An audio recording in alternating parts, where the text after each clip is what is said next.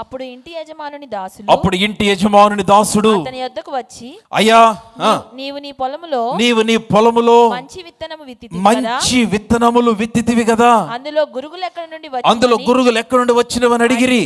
ఇది శత్రువు చేసిన పని అని అతడు వారితో చెప్పగా ఆ దాసులు మేము వెళ్ళి వాటిని పెరికి కూర్చుట నీకు ఇష్టమా అని అతనిని అడిగిరి. ఒక నిమిషం ఆగండి, నేను ముగించేస్తున్నాను. దాసులు వచ్చి ప్రభువా, అయ్యా యజమానుడా, మేము చూస్తే గురుగులు ఉన్నాయి, గోధుమలు ఉన్నాయి. నువ్వు గోధుమలు కదా వేసింది, గురుగులు ఎక్కడి నుండి వచ్చినాయి? యజమానుడు అన్నాడు, శత్రువు చేసిన పని. సరే, మేము వెళ్ళి గురుగులని పెరికేమా అని అడిగారు వీళ్ళు. ఇదే శోధన.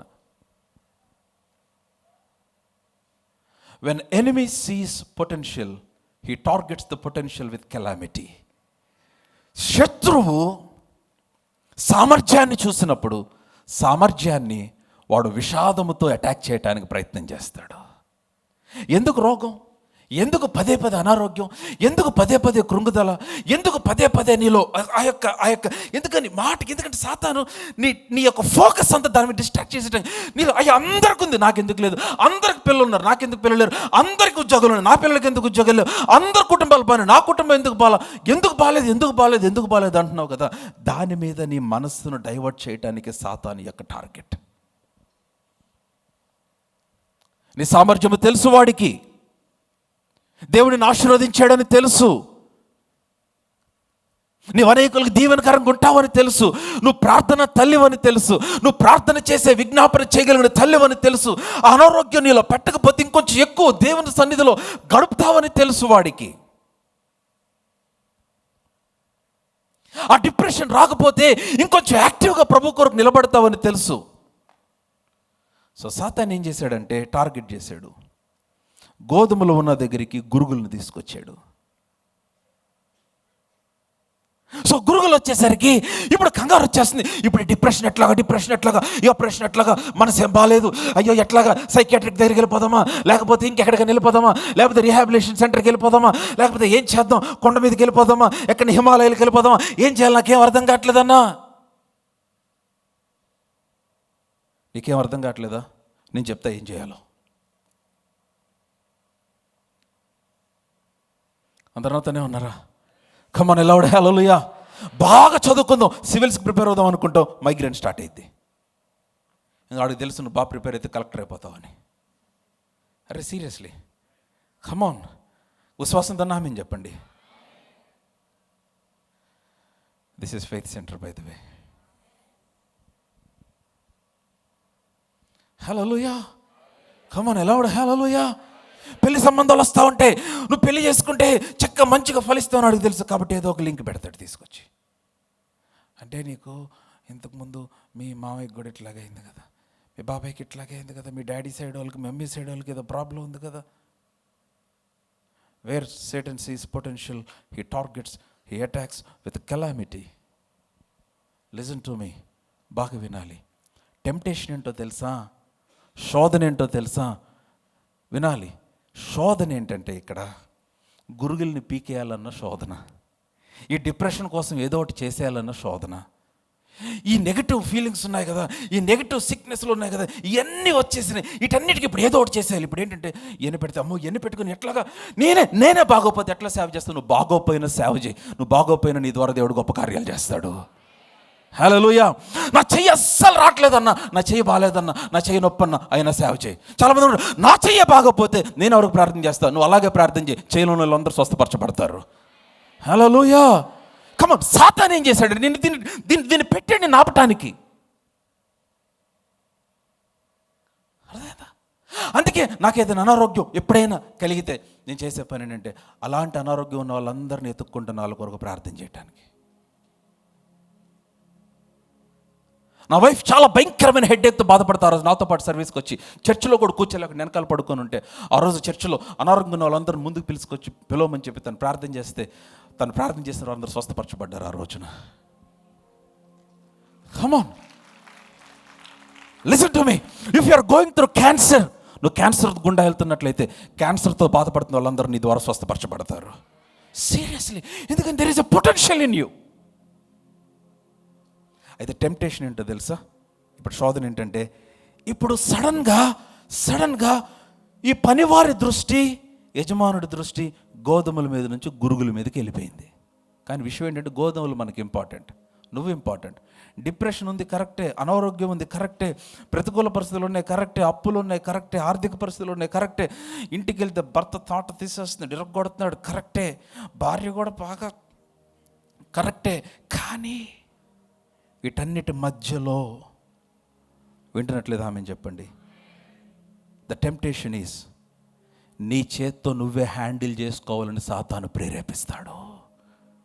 సో ఇప్పుడు వినండి, వినాలి, వింటున్నట్లేదు ఆమె చెప్పండి. ఏం ఆమె బాగాలేదు అసలు మీది, రైట్, వినాలి. వీళ్ళొచ్చి మేము గురుగులు పీకేవా అంటే యజమానుడు అన్నాడు, నో, పీకద్దు, వద్దు. సంబడి షౌట్, వద్దు వద్దు అంటే ఏమంటున్నాడు? బాబు, మీ చేతులతో మీరు ఏం చేయొద్దు, మరేం చేద్దాం, వదిలే.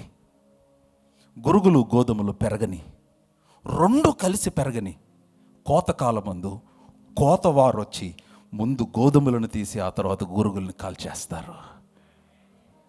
ముందు గురుగులను తీసి కాల్చేసి ఆ తర్వాత గోధుమలను చేస్తారు. అంటే ఏమి చెప్తున్నాడంటే, నెహెమ్యా దేవుడి వర్షన్ వినండి. ఏమంటున్నాడంటే, నీ చేత్తో నువ్వేదో చేసేయాలని ఉన్నదాన్ని పాడు చేయబాకు.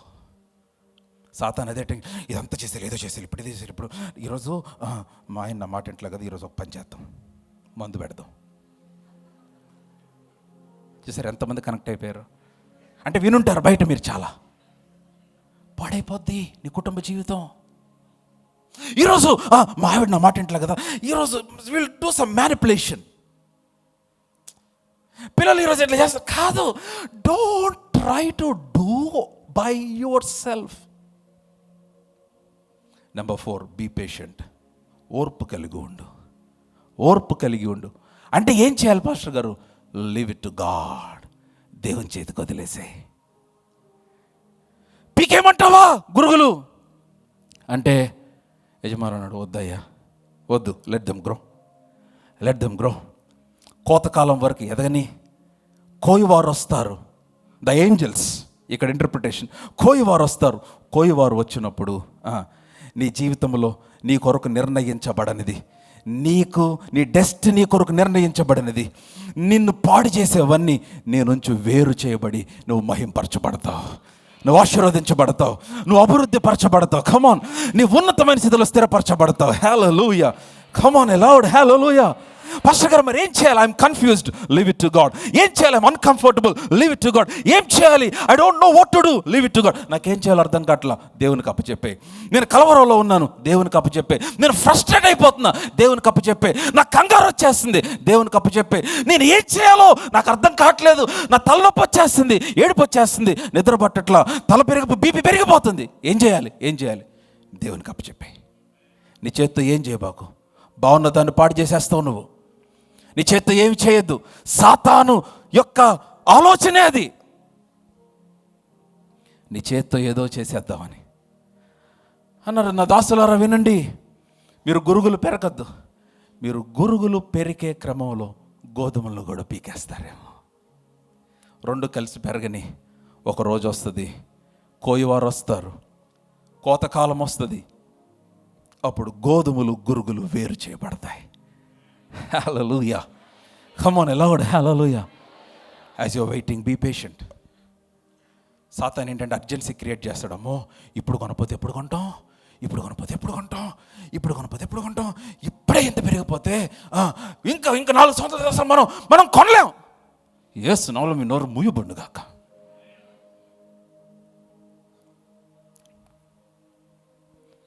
ఎప్పుడైనా నా ప్రతి అవసరము ఆయన మహిమైశ్వరం చొప్పున తీర్చబడుతుంది.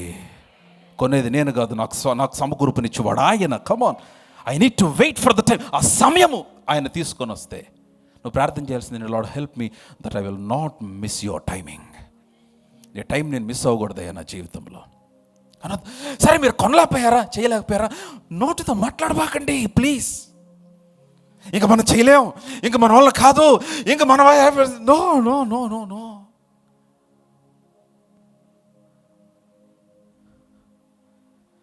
అర్థమైందా? అందుకని యోహాను తండ్రి అయిన జకర్యా నోరు కొంతకాలం దేవుడు మూసేసాడు. Are you all with me? Come on aloud hallelujah. ఇంకొక విషయం, అయిపోయింది వర్తమానం, ఇంకొక విషయం వినాలి. లెసన్ నెంబర్ 1 ఈ చివరి దాంట్లో, don't handle by your self. Don't handle your life by your self. నీ చేత్తో నువ్వు హ్యాండిల్ చేసుకోవద్దు. Leave it to God. దేవునికి ఇచ్చేయి. నెంబర్ 2, రెండోది, గురుగులు నువ్వు పెరగకూడదు. ఎందుకంటే గురుగులు నువ్వు నాటలేదు కాబట్టి. నువ్వు నాటింది గోధుమలు, నువ్వు గోధుమలనే కొయ్యాలి. హల్లెలూయా. నువ్వు దీవెన నాటు, దీవెన కొయ్యి. నువ్వు ఆశీర్వాదమును నాటు, ఆశీర్వాదమును కొయ్యి. విత్తనమును నాటు, విత్తనమును కొయ్యి. హల్లెలూయా. శత్రువు నాటిన వాటిని నువ్వు కొయ్యకూడదు. కమాన్. వాడు ఏం చేస్తాడంటే నీ పంట అన్నట్టుగా వాడు నమ్మిస్తాడు. వాడు డిప్రెషన్ నాటుతాడు, నిన్ను కొయ్యమంటాడు. వాడు నెగిటివిటీ నాటుతాడు, నిన్ను కొయ్యమంటాడు. వాడు ఏదో నెగిటివ్ ఎన్వి జెలసీ నాటుతాడు, వాడు నిన్ను కొయ్యమంటాడు. నేను చెప్తున్నాను, నో. వాడు నాటినవి నువ్వు కొయ్యటం ఏంటి? నువ్వు నాటినవి నువ్వు కొయ్యాలి. హల్లెలూయా.